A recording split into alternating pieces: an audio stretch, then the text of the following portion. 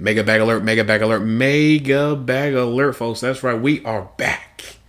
That's right, we are back and better than ever. Rested, refreshed, ready to go over all the things that we need to talk about with the draft, people getting paid, and more. Okay, so we got a lot to talk about, so let's just get into it. All right, so Jalen Pitre, Kyler Gordon, TJ Edwards. Yes, that's Max in the background. Sorry. George Kittle, Cam Jurgens, Kerby Joseph, all get paid. Okay, now George Kittle and Kerby Joseph reset at their positional markets, but everybody else paid. Okay, as well as the Lions exercising their fifth-year options on both Aidan Hutchinson and Jameson Williams. The Saints exercising their fifth-year option on Chris Olave and turning it down for Trevor Penning.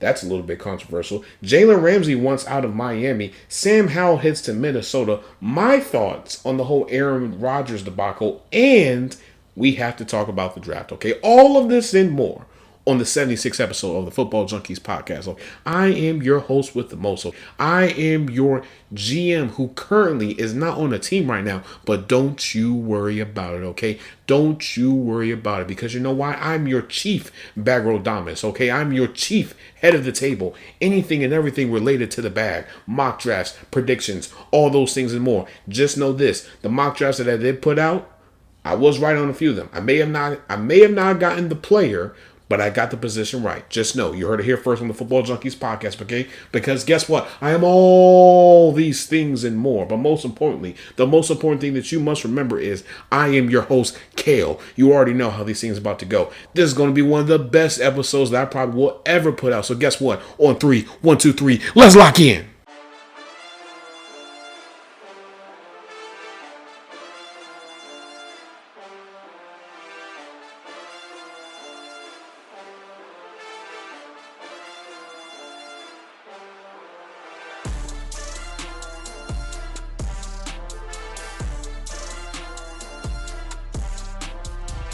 All right, folks, let's just get into the meat and potatoes of everything that is going on in the league right now. So, I'm letting you know right now, a majority of this episode is going to be dedicated to money, okay? Because you know why? We are in bag season, as I call it. While everybody else is recovering from the draft, we're just getting started. Because you know why? We know that the bag alerts are getting ready to just fly in the next few weeks, months, and whatever time that we have left until the regular season starts. So let's just get into everything. So let's start off with the newest bag alert that happened this morning, and that was George Kittle. All right, he resets the tight end market. 4 years, $76.4 million, $40 million guaranteed, $19.1 million a year, and $35 million guaranteed at signing.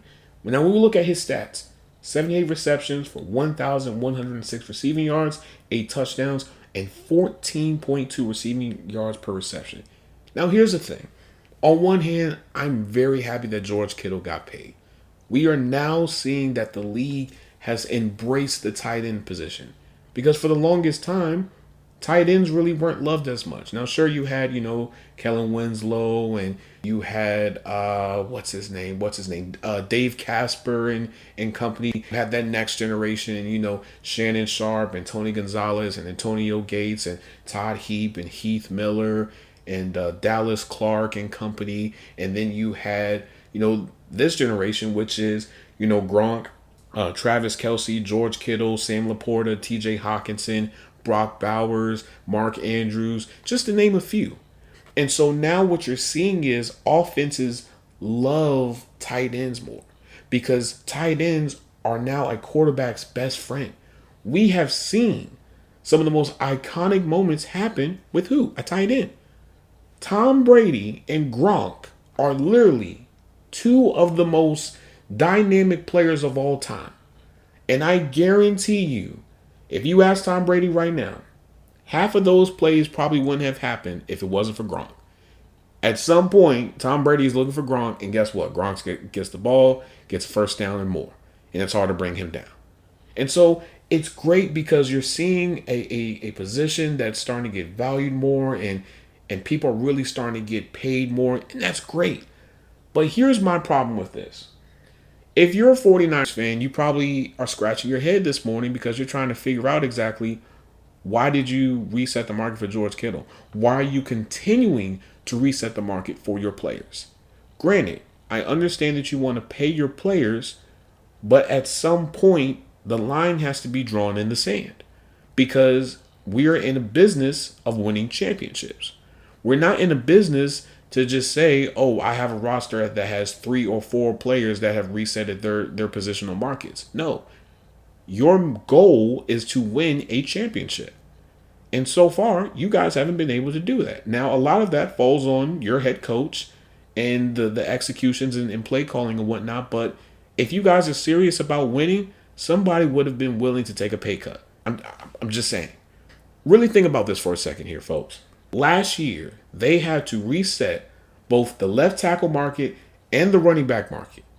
They did it for Trent Williams and Christian McCaffrey. Now they're doing it for George Kittle. And there's a good possibility that they could do it for Fred Warner as well. You just can't keep on doing that. Resetting the market does not win you a championship. It does not get you to the end point. All it does is just get you right to the edge, and that's it. Nothing else.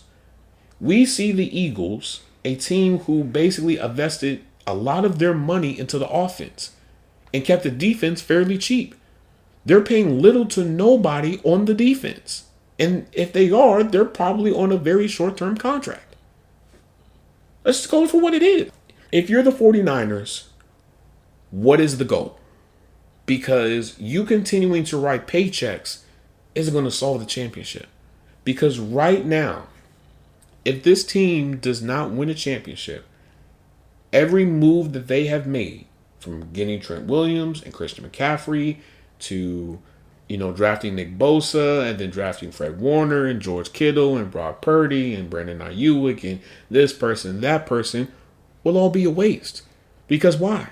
You guys haven't won a championship.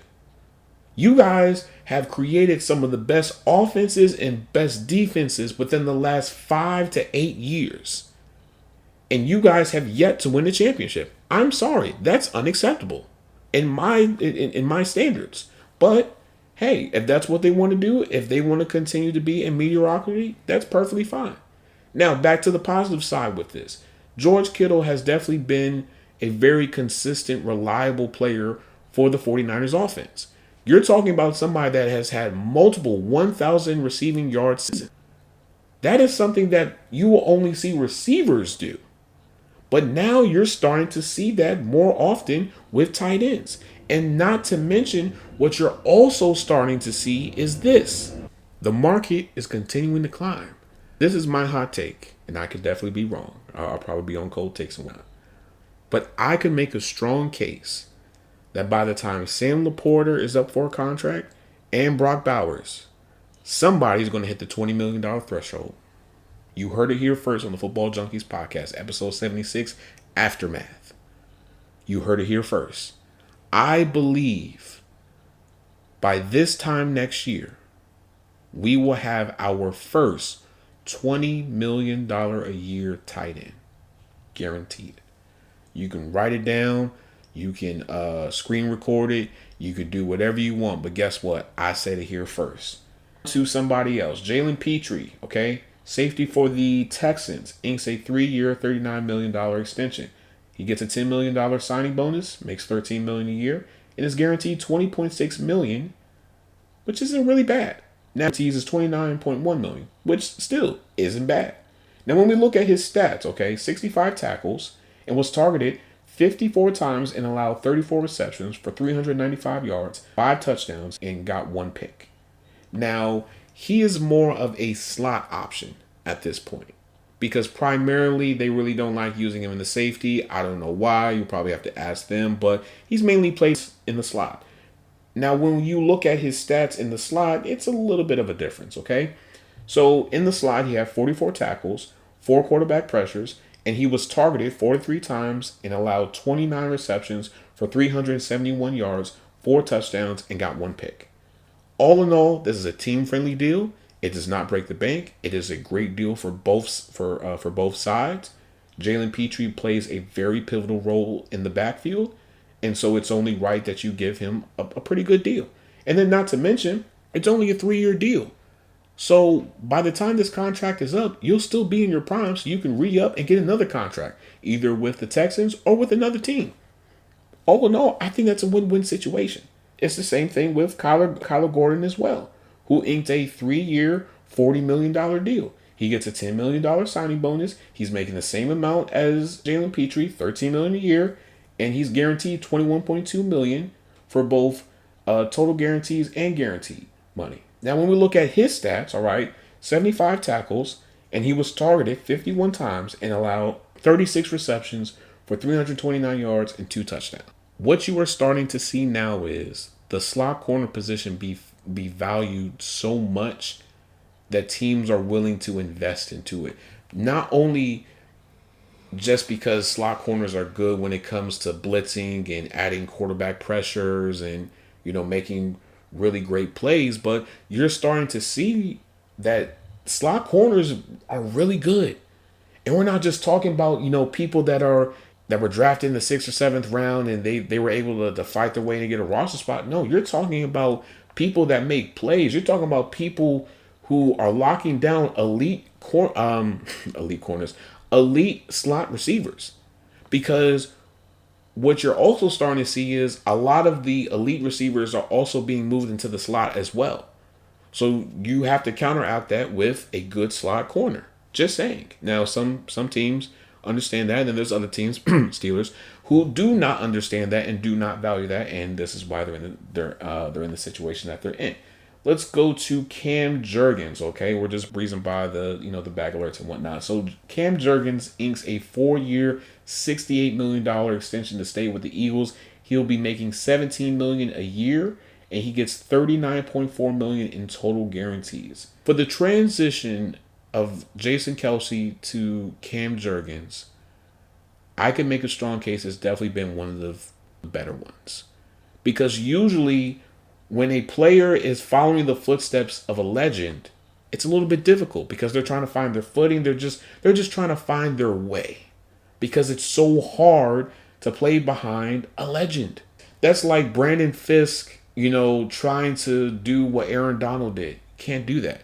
But Cam Jurgens has carved his own path and has played really well for the Eagles. And so it's only right that you give him a deal. Not to mention, let's be real here. As I said before, the Eagles aren't paying a lot of people on defense. The only person that they really paid a lot of money to was Zach Bond. Outside of that, everybody else is still on their rookie deals or on fairly small deals, which isn't bad. Because let's be real here. You have to invest into this offensive line. Because right now they're paying Cam Jurgens, Landon Dickerson, Jordan Mailata, and Lane Johnson. Those are the only people that are paying, that they're paying when it comes to the offensive line. Then you got Jalen Hurts, you got Saquon, you got Devontae Smith, and you got A.J. Brown. That's the milk and honey for this team. It's that offense. If that offense ain't going, guess what? Team ain't winning. That's just what it is. Now, when we look at T.J. Edwards' deal, it's team friendly, very team friendly. 2 years, $20 million. He gets $10 million a year, a $7 million signing bonus, and he's guaranteed $16.6 million. That's not bad. That's team friendly. Very team friendly. When you look at his stats, 129 tackles, 4 sacks, 1 pick. That's not bad. He's a really, I wouldn't say elite player. He's a very, what's the word? He's a do-it-all type of player. He's a reliable player. He's a consistent player. He's a tackling machine. That's what he is. He is somebody that he's going to get the job done. He may not be in the same tier as some of the better, outside linebackers and whatnot, but guess what? He gets the job done. And that's what you need sometimes on your team. That's it.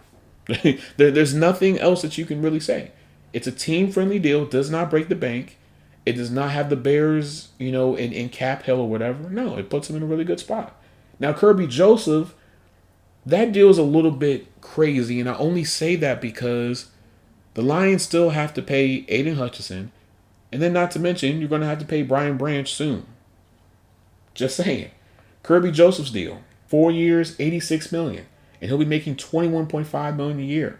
When we look at his stats, 82 tackles, and he was targeted 33 times and allowed 14 receptions for 168 yards, 1 touchdown, and 1 pick. He's been balling. He has been balling. And it was only right that the Lions pay him because he played such a pivotal role in that team. If you're a team like the Ravens, you're in a pretty bad spot because you could have easily hashed out a deal prior to Kerby Joseph getting his money. But now you're taking a risk because guess what?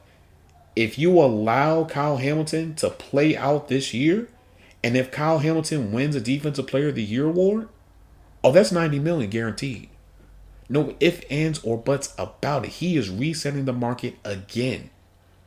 Do you really want to take that risk? Because it's better to be proactive than reactive. Just saying.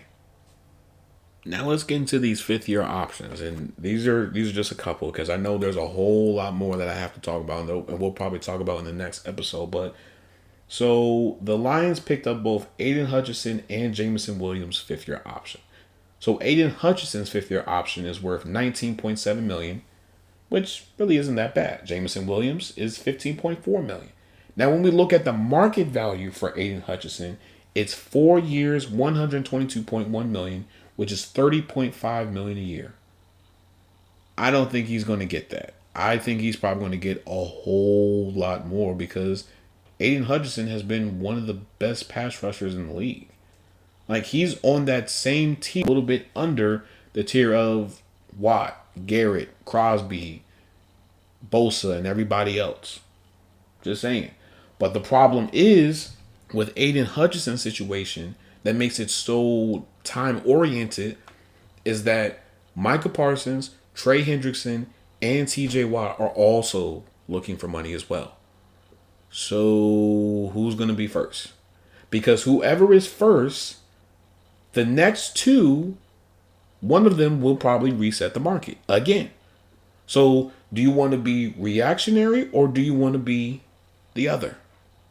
Because right now, we have seen a lot of teams pay more because they wanted to play the waiting game and they wanted to take a risk instead of just paying the person now and then just not having to worry about it. So it is a gamble. Now with Jameson Williams, not so much because his market value is only 3 years, $59 million, which is only $19.7 million a year. That's not bad at all. Do I think he could probably get a little bit more? There's a possibility. Do I think there's a good chance he may get traded? There's also a possibility as well. Anything is open for Jameson Williams at this point. Now, me personally, I think the cutoff number for Jameson Williams will probably be 25, maybe 26. Anything over 26, we're out. Simple as that. Because you can't pay him almost 28 to almost 30 million while you're doing that for Amon-Ra St. Brown. You just paid Penei Sewell. You just paid Jared Goff. Like, that's a lot of people that you're paying. So you want to try to have a little bit of cap flexibility while at the same time to your players like, listen, we are still in our championship window. We might need to have a little bit of cap space to bring in a superstar. Who wouldn't want to win a championship? I would. When we look at Chris Olave's fifth-year option, it's worth $15 million, which really isn't bad. His market value, on the other hand, is only 3 years, $53.4 million, which is only $17.8 million a year. Do I think he could garner more? Yes. Do I think the Saints are probably working on a contract right now? Yes.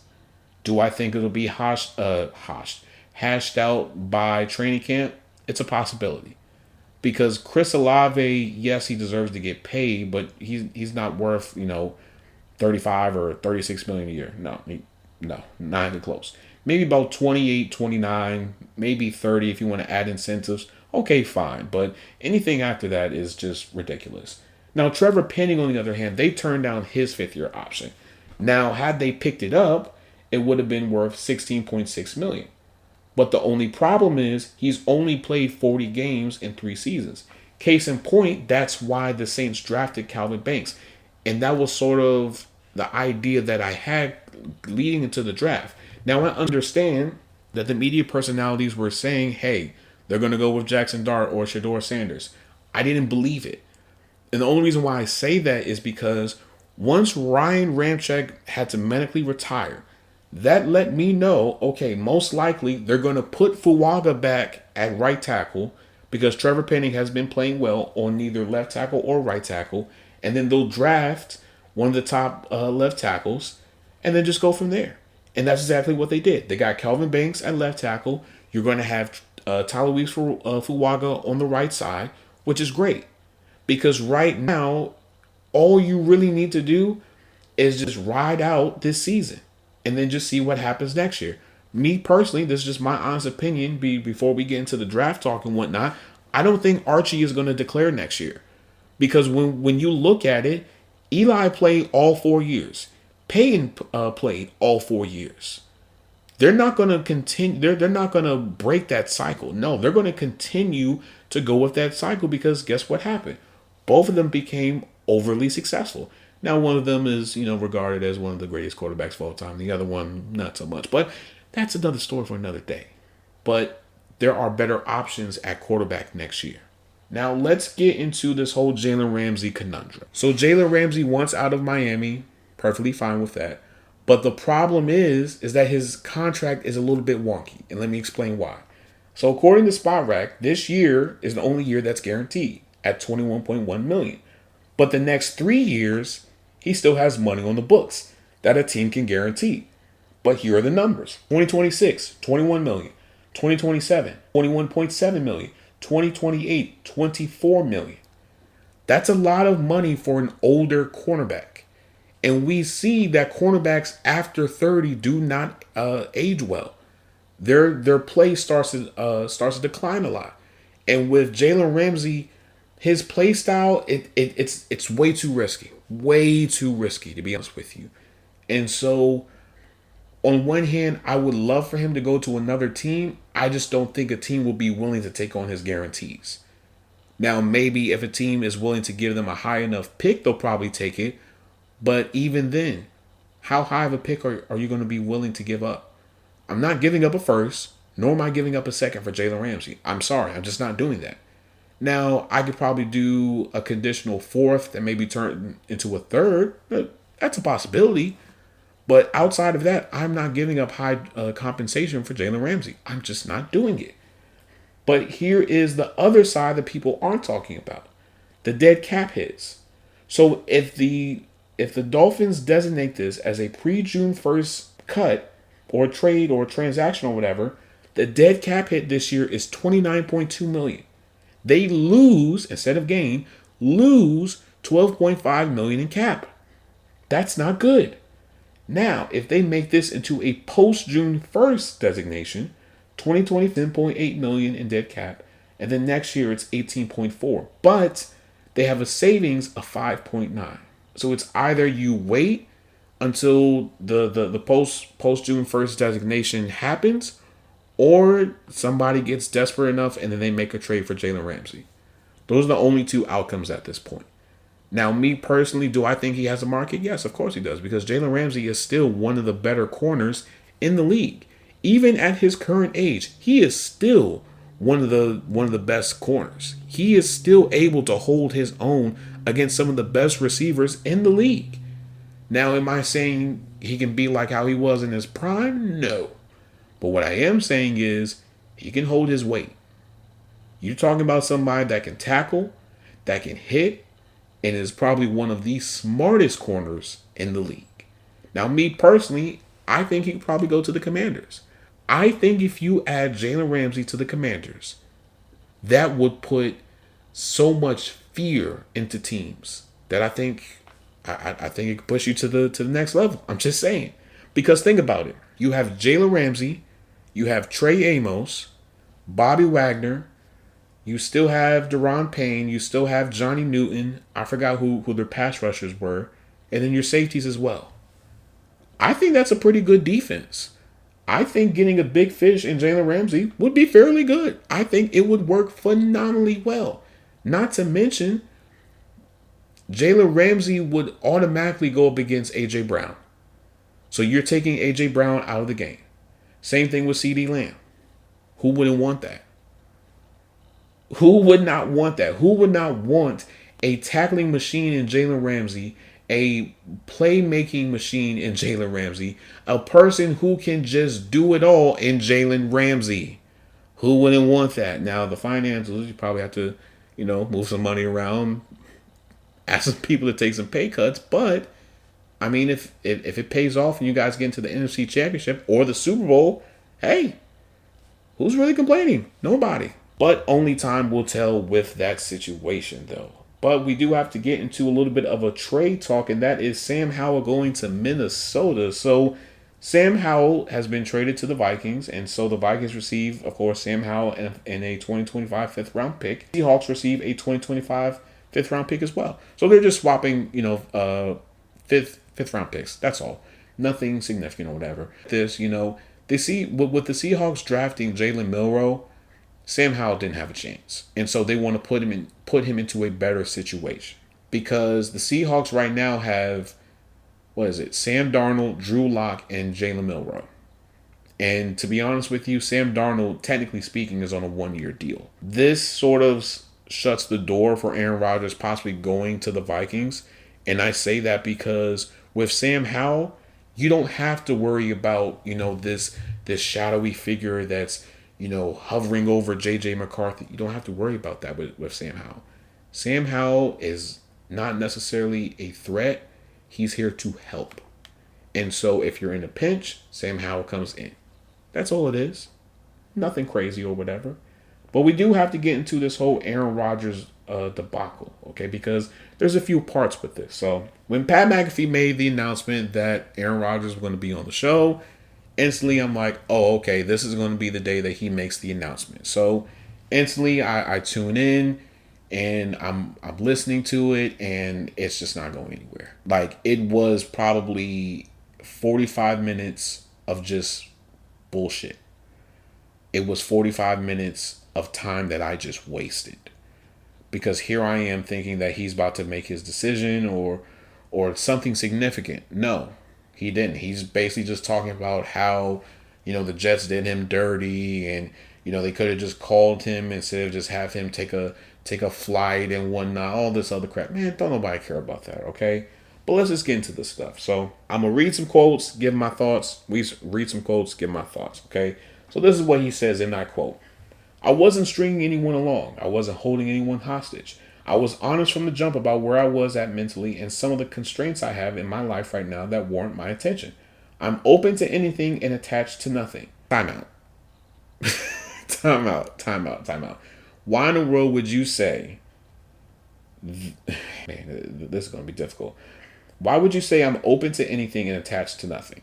But he goes on to say, retirement could still be a possibility, but right now my focus has been and will continue to be on my personal life. And that's what I've told the coaches. There are still conversations that are being had. It's all been very honest lines of communication. So then he goes on to say, I told every single one of the teams I talked to, it ain't about the money. I'll play for 10 M's. I don't care. I never once said I need a multi-year deal, 30 million or 40 million. Okay, that's fine. That's absolute bullshit. I'll play for 10, whatever. Then where is everybody getting these numbers from? That's what I really want to know, because I remember somebody was saying, oh yeah, Aaron Rodgers is looking for 30 or 40 million a year. And I'm like, wait a minute, just for 1 year? Who the hell is going to pay Aaron Rodgers 30 to 40 million a year? You got to be out of your crazy mind. But good thing he finally shot that down, which is great. Now, moving forward, this is what he also says as well. He goes on to say, and I quote, this entire time I haven't felt like I owe anyone a decision at any point. This is my life now. I've been upfront with them about that. If you need to move on, if you need to do something, by all means. I don't think it's fair to the Steelers or anyone while I'm dealing with a lot off the field. I want to keep the lines of communication open. The people who need to know. On one hand, I do understand where he is coming from. But at the same time, what you cannot do is say these type of things. But then prior to this point, you had a photographer to come out and videotape and take pictures of you and DK Metcalf working out on the field. That's very hypocritical of you, Aaron. He goes on to say, I'm in a different phase of my life. I'm 41 years old. I'm in a serious relationship. I have off the field stuff going on that requires my attention. I have personal commitments I made not knowing what my future was going to look like after last year that are important to me. And I have a couple people in my inner circle that are really battling some difficult stuff. Now that I'll give you some grace on, because we don't know what's happening in the backgrounds and it could be very significant. That's it. Like that's just what it is at this point. And then he goes on to talk about, the whole situation with the Jets and whatnot. I'm just not really not going to read into that. Honestly, I'll just talk about it. So basically what happened was Aaron, got on the plane, went to New York, and he was thinking the conversations were going to go one way and they actually didn't. And so basically what happened was 20 seconds into the conversation, what they ask him is, so do you want to play football? And he goes on to say, and I quote, yeah, I'm interested.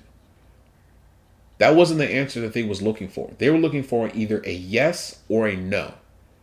And you decided to go and give your own answer and be an asshole and say, I'm interested. These are the things that I talk about when it comes to Aaron Rodgers. If this was the Aaron Rodgers of old, I'm not saying anything because I know what I'm getting with him. But this version, this asshole version of Aaron Rodgers, I'm not taking it. I don't even want it whiffing the locker room because he feels entitled. He feels like he is still the Aaron Rodgers of old, and you're not. Your play says otherwise. They were looking for a yes or no answer. And that's exactly why they made the move that they made and got Justin Fields. Because you know why? They were not going to take on your baggage and your BS for another season. Oh well, tough noogies. Get over yourself. It's no problem. But here's the problem that I have with Aaron Rodgers. Okay, so this is coming from Mike Silver on an episode with the Scoop City podcast that includes Diana Rossini and Chase Daniel. It was actually a pretty good episode. So this is what he says. Adam Silver. This is what he says based off of a conversation that he's had with Devontae Adams. And I quote, I think Aaron wants someone to roll the red carpet for him. That is what he's looking for. I'm not sure if he would consider the Steelers doing that right now. I'm not positive how Aaron perceives that or how the Steelers perceive that. Roll out the red carpet? Are you serious? Are you serious? Do you think they're just going to send a horde of planes full of players to say, hey, Aaron, come and be a Pittsburgh Steeler. Come on, play for the Steelers. Do you really think they're going to do that? No, they're not going to do that. You don't even deserve that type of attention. Again, as I just said, if this was the Aaron Rodgers of old, best believe I'm getting on a plane, I'm getting on a train, I'm getting on a car, I'm getting on anything that I can go so that I can communicate with Aaron Rodgers because I know what I'm getting. Because I know when he steps on the field, either he is the best quarterback on the field or the second best quarterback on the field. It's one of those two. But that's not the case anymore. So who really cares? I understand Aaron Rodgers puts butts in seats. I understand that Aaron Rodgers may still feel like he still got it. But let's be real here. You don't. You're washed. And it's just time for you to hang it up.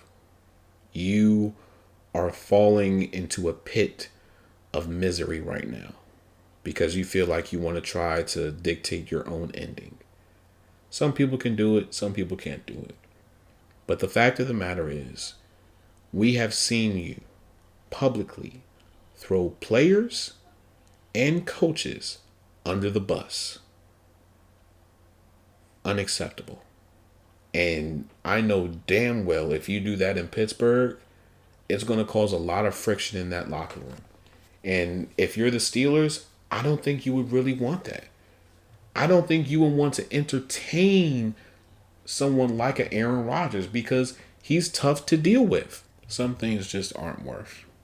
And Aaron Rodgers is one of them. It is not worth dividing your locker room just for potentially trying to make it to the playoffs this year. At best, the ceiling of having Aaron Rodgers as the quarterback for the Pittsburgh Steelers is most likely the wild card division. or the second round of the playoffs. That's the ceiling. And so, does that change anything? No. Does that do anything significant? No, it doesn't. Aaron Rodgers showed by his actions and just the way that he was talking that he's not interested in football. He's not. And that's perfectly fine. I have no problem with that whatsoever. You say that you're in a serious relationship, you're 41 years old, that's fine. I would rather for you to just say, you know what? I tried to go through the process. I appreciate everybody's time. I appreciate everybody's involvement in this situation, but I think it's time for me to retire. And granted, I understand it's a tough decision that you have to make because this is a game that you love, and it's not like basketball or hockey or soccer or golf or any of these other things where you can still play after once you're retired. No. Once football is over with, that's it. That's the end all be all. And so I understand that he may be in a difficult spot right now. But at this point, what is the holdup? Because the draft is over. So what's the problem? Why haven't you signed? Why hasn't there been any indication that Aaron Rodgers is going to sign? Because, and this is just my personal opinion, I could be 100% wrong. And I would love to be wrong. I don't think Aaron Rodgers really wants to go to the Steelers. I think Aaron Rodgers is waiting for another team, a better team, a team that is more suited to possibly win a Super Bowl to appear. I think he's waiting for the 49ers. I think the 49ers make a lot of sense, and let me explain why. For one, you have a really good offensive line. You have a really good offense as a whole. You have Christian McCaffrey. You have Brandon Ayuk. You have Jawan Jennings. You have Ricky Pearsall. You have options, and you have George Kittle, which is great. Not to mention, you're staying on the West Coast. You're staying in a warmer climate. The division, it's not necessarily a cakewalk, but the only two teams that you really have to worry about is the Seahawks and the Rams. Outside of that, you could probably beat the Cardinals twice if you really wanted to. And outside of that as well, the only time you would have to come to the East Coast is to face either the Eagles or the Commanders or the Lions or the Bears or any of those other teams. I would go there because you playing for the Steelers at this point in your career probably isn't the most healthy option because you're going into a division where none of the teams have a dome and all of their divisional games are brutal. Do you really want to deal with that? No, I don't think you really want to. So if I'm Aaron Rodgers, I'm weighing out all my options. You say you're in a serious relationship. You say there's a lot of things that are happening in the background that are taking up your time and all those other things, then commit to those things. By all means, 100% commit to those things. What you're doing right now is selling a bunch of hopeless dreams to a bunch of Steelers fans that still believe that you're going to sign with the team. Art Rooney II and Mike Tomlin came out this past weekend talking about, oh yeah, we hope to have Aaron in soon, and we believe he's going to sign with us soon, and soon, zoom. Listen, y'all been saying soon for the longest time. At this point, just stop. Admit your fault. Admit that you have egg on your face. Because what did you do again? You were the last to the party.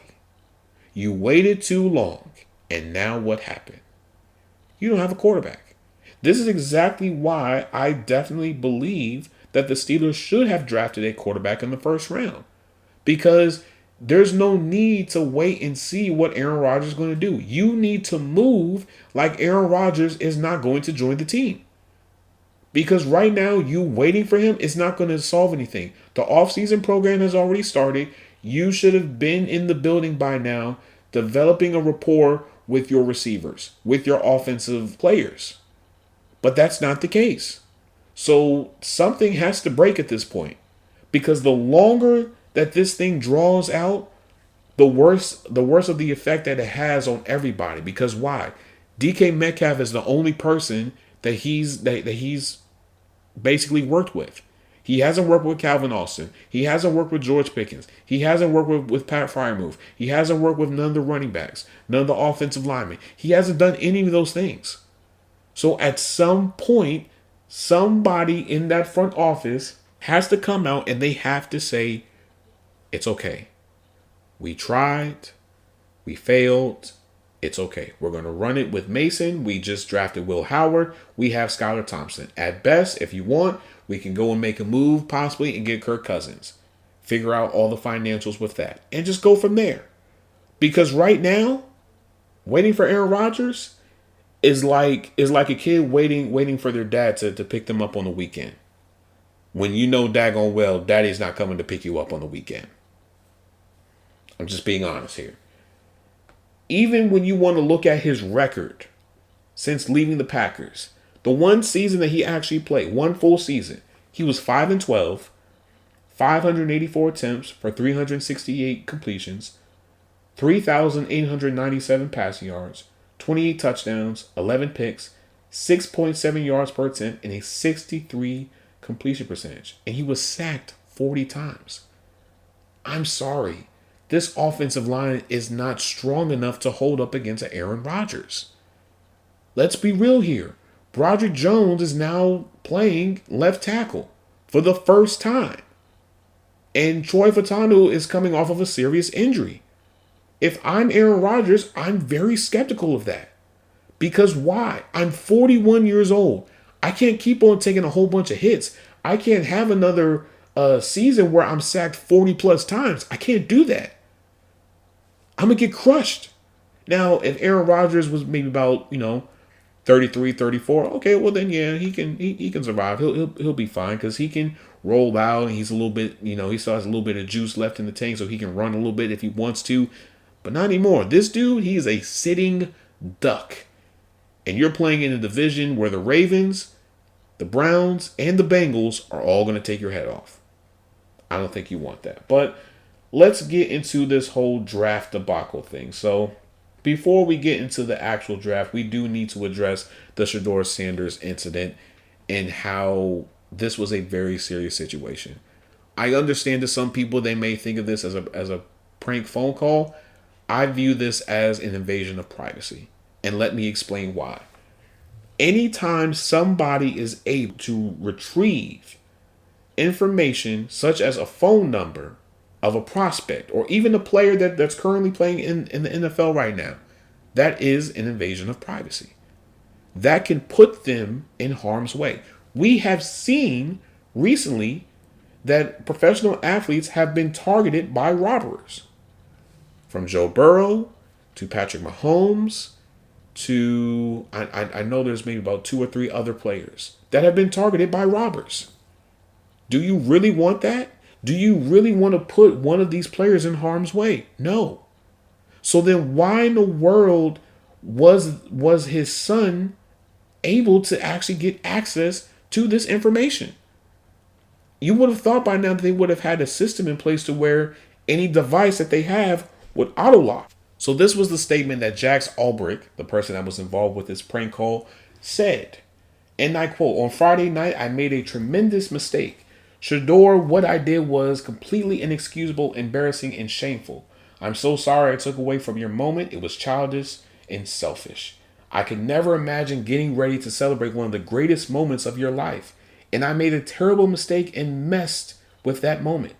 Thank you for accepting my call earlier today. I hope you can find it in your heart to forgive me, Shedeur Sanders." That's what Jax Albrecht says. Okay.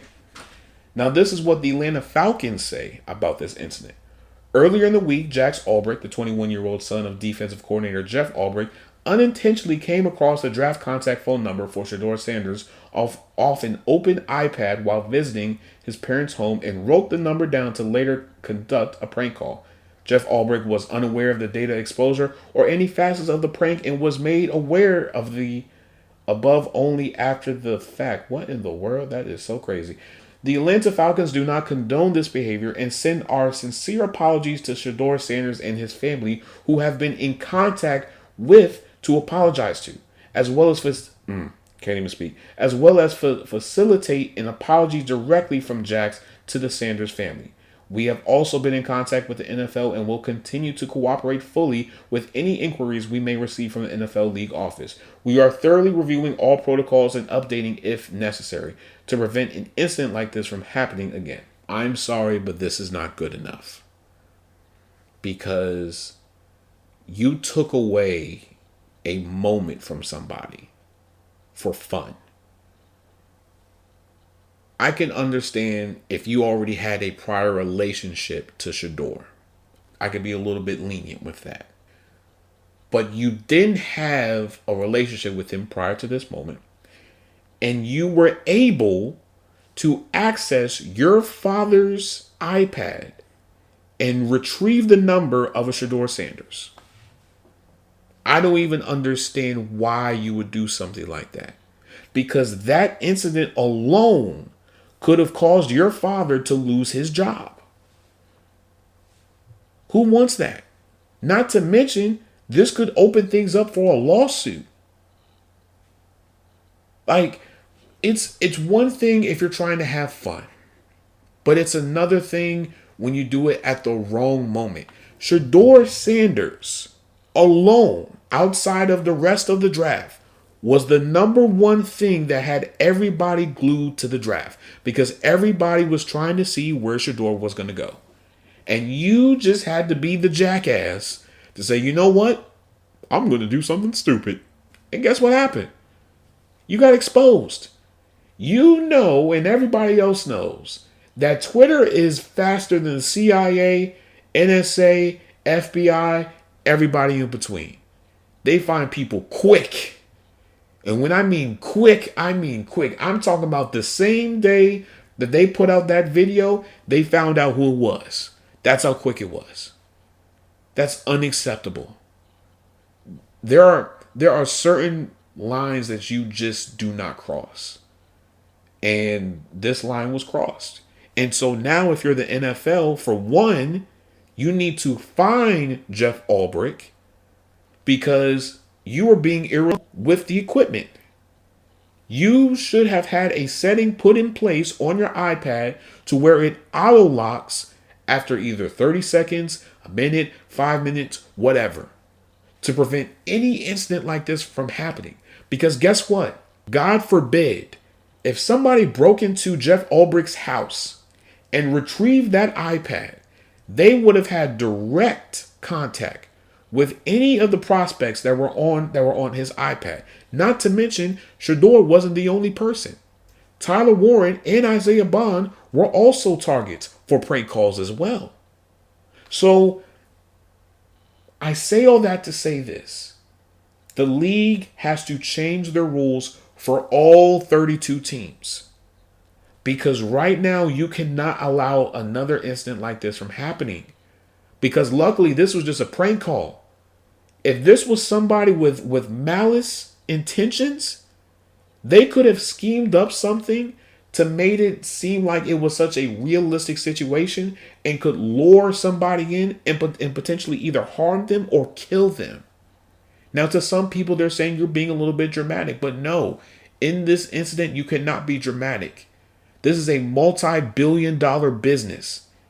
And you cannot allow the son of a defensive coordinator to do dumb shit like this on one of the most important 3-day periods of the entire league's history. You don't want that. Because guess what? All those lawsuits and all those things that come with it, if one of those players get hurt, that falls on your lap. You're going to have to deal with that. Do you really want that? I don't think you want to. So, if I'm the league, I'm slapping a fine on Jeff Ulbrich, and if I'm the Falcons, I may slap another fine on you as well. Because you need to understand the significance of this incident. An incident like this cannot happen again, folks. If it does, things might have to change significantly. Just saying, I'm not calling for Jeff Ulbrich to lose his job. I never want to do that. But something significantly has to change. Whether the contact information is not shared with the coordinators or whatever the case may be. Something has to change. But let's get into the draft since we're still talking about Shedeur. Shedeur did not help his case. Now, I understand for some people you're probably saying, well, what do you mean? You cannot have your father go on the media run that he went on and basically say things such as, oh yeah, there's only a few teams that we want him to play for. Oh yeah, we're going to choose which teams he want to go to. You can't have those type of things come out publicly. Then on top of that, you can't have someone like a Todd McShay report that says and details how him and Brian Dable really wasn't, agreeing eye to eye. And that how Brian Dable was grilling Shedeur and Shedeur really wasn't taking it well. You can't do that. Case in point, that's why they chose Jackson Dart. They didn't just choose Jackson Dart just because he's a quote-unquote better prospect. No, they chose Jackson Dart because you know why? Didn't have those problems. Didn't have those issues. Didn't have those situations. That's what it was. And so when you have Dion saying on top of Shedeur moving the way that he's moving, guess what happens? A lot of teams are going to be turned off. They're not going to want to be interested. And a lot of people have said that guess what? That interview with Shedeur, it did not go well. Now, here's the thing with this. If Shedeur was like the same prospect like his father, okay, fine, whatever. Because you already know you're getting a perennial all-pro, game-changing talent. But that's not the case. Let's be real here, okay? Shedeur isn't a prospect like, for instance, Andrew Luck or Camden or Patrick Mahomes or Lamar Jackson or Peyton Manning or any of those top-tier prospects. That's not him. And so it reflected because a lot of teams were just like, no, we'll pass over you. Now, the thing that made things a little bit crazy was that once the Browns passed him a couple of times, I was like, oh man, this isn't really good. Because the Browns needed a quarterback, the Steelers needed a quarterback, the Raiders probably wanted a backup quarterback. There was a few teams that really needed a quarterback, and they all passed up on Shedeur. And so if you are Shedeur, you need to come into the mindset that, listen, everything from this point on is a fight. I am fighting for my roster spot. I am fighting to stay in the league. I am fighting to prove all the naysayers and haters and doubters and all those people that said I wasn't going to be nothing. I'm just following. I'm just trying to be like my daddy. That's what you have to do at this point. Not be in the club with freaking Young Miami and whatnot, partying. No, bro, the work starts now. It starts now. The minute that they called you and said, we are going to draft you, the work should have started. That's when you should have said, hey, listen, I appreciate everybody for coming. Thank you so much, but I got to get to work. And I would have started throwing. I would have started practicing. I would have gotten on the plane and head to Cleveland. I know I probably just said that wrong. I would have gotten the playbook. Hey, Jerry Jeudy or David Njoku or whomever, meet me at such and such place at such and such time. We're going to do some drills. That's what I would have did. Because right now you're in a really crowded quarterback room. Because you have Deshaun Watson, even though he's not playing this season, he's still on contract. You have Joe Flacco, you have Kenny Pickett, you have Dylan Gabriel, and then you have yourself. You have 5 quarterbacks. Now we all know Joe Flacco. This is his spot to lose. And we all know most likely it'll be a battle between Kenny Pickett, Dylan Gabriel, and Shedeur Sanders. But I feel like Shedeur Sanders could definitely beat Kenny Pickett. And I think there's a good chance he could probably beat out Dylan Gabriel as well. But he has to be committed. You have to prove and you have to show everybody that, listen, you weren't just a mistake. You have to do that. Otherwise, guess what's going to happen? Come cut time, they're going to get rid of you. I don't think you want that personally. Now, when we look at everything else in its entirety with the draft, these are just a few things that definitely, caught my mind. The Patriots, Ravens, Seahawks, and maybe 3 other teams won the draft. I think their drafts went great, especially for the Ravens. You get Starks in the first round, then you get Mike Green, then you get Aeneas Pebbles. Are you serious? What? Folks, I don't think you guys understand how crazy that is.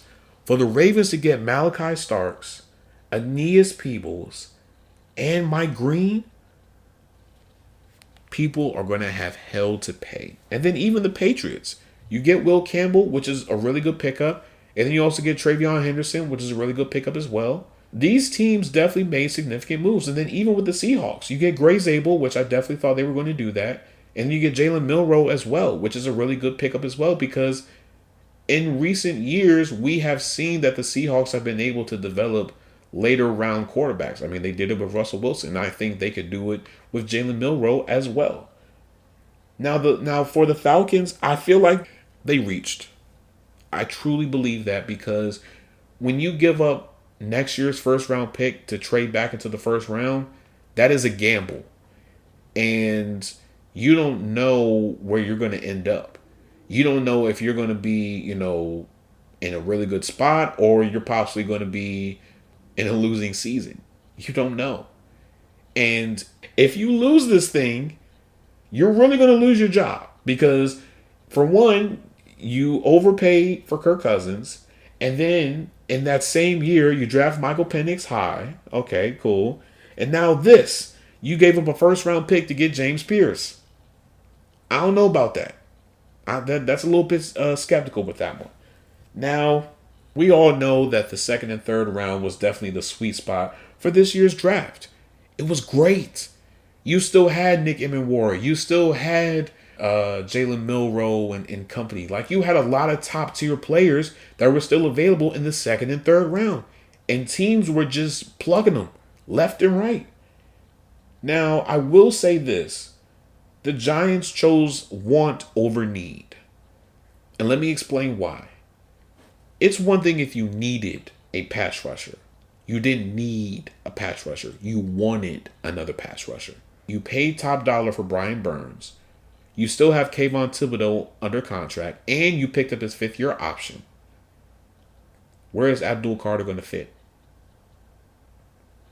Somebody tell me, please. Where is Abdul Carter going to fit? It was a bad pick. If you wanted to address quarterback, fine. If you wanted to address offensive line, fine. If you wanted to address receiver, fine. There were other positions that you, instead of going after another pass rusher, which was ridiculous. But this is the Giants. The Giants will be the Giants under Joe Shane. And same thing with the Jaguars. They took a gamble on Travis Hunter. I think unless Travis Hunter wins Offensive Rookie of the Year or Defensive Rookie of the Year, this may have been a bad call. Now, I understand you probably may have done this because you probably got intel that the Browns were going to choose Travis Hunter. But even then, I'm not about to give up next year's first round pick. Because guess what? If you don't do well, the Browns could potentially have 2 top 5 picks. Do you really want that? No. And especially with the potential of next year being a better quarterback draft class, I'm sorry. I'm not doing that. I'm not taking that gamble. Because what if Archie Manning does declare for the draft next year? Do you know what happens? You just hand-delivered Archie Manning to the Cleveland Browns. And on top of that, they have another first-round pick, which they can use to get a weapon for Archie Manning if they really wanted to. I don't know. This draft was more of a meat and potatoes type of draft. This was a draft class that was more, just building your team up. It wasn't like a, dynamic oohs and ahs type of draft class. It was not that. And clearly it showed. There were a lot of players that I feel like were reaches.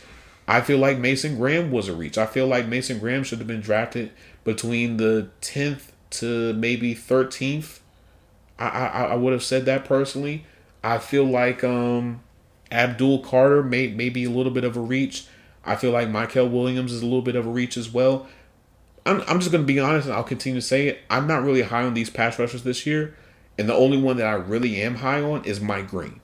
Outside of that, I can talk myself out of getting a lot of these pass rushers. I'm just being completely honest here. But I'm going to end this episode here. If you guys like what you are listening, please make sure you guys Download the episodes, leave a 5-star, 5-star, 5-star, 5-star, 5-star, 5-star, 5-star review on anywhere and everywhere that you listen to podcasts. Okay, we are available on Apple Podcasts, we're available on Spotify, and a few other podcasting platforms. Okay, if you want to access those platforms, they are available on the RSS feed page. Okay, now on our YouTube, Football Junkies Pod. Okay, Football Junkies Pod. When you go on there, there is a link tree. You click on that link tree and it'll take you anywhere and everywhere that we have Football Junkies content. Okay, make sure you guys like, share, subscribe, turn the notification bell on, leave a comment down below. Let me know your thoughts on this year's draft. Okay, now for my TikTok people, Football Junkies Pod. Okay, Football Junkies Pod. I'm definitely going to try to make a push to put out some more content. I know I still have a lot of clips that I have to put out with the divisional rodeo and whatnot, so I definitely have a lot of work that I have to do. You can follow me on X, GM Kale, okay, GM Kale, Kaile, as well as Blue Sky, GM Kale, Kaile.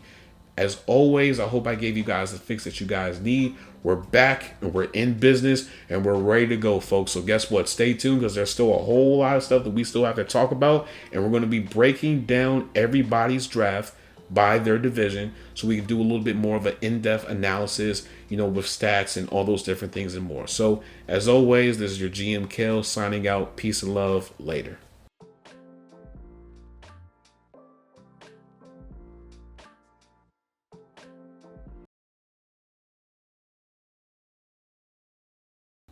Breaking news, breaking news, breaking news. Just when the episode ended, man, oh man, we got another bag alert, okay? Andrew Van Ginkel, inked a 1-year, $23 million deal to stay with the Vikings.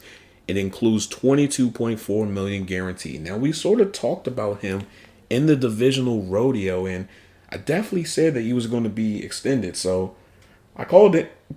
I called it prior to this point, and so it's a good deal. He's a really productive player on that Vikings defense. He did a lot in last season, so not surprised. And plus, it's a 1-year deal. Can't be that bad. But we'll talk about, well, you know what? Yeah, we will. We'll talk about this deal as well as the 5th-year options in the next episode. So this is your GM signing out.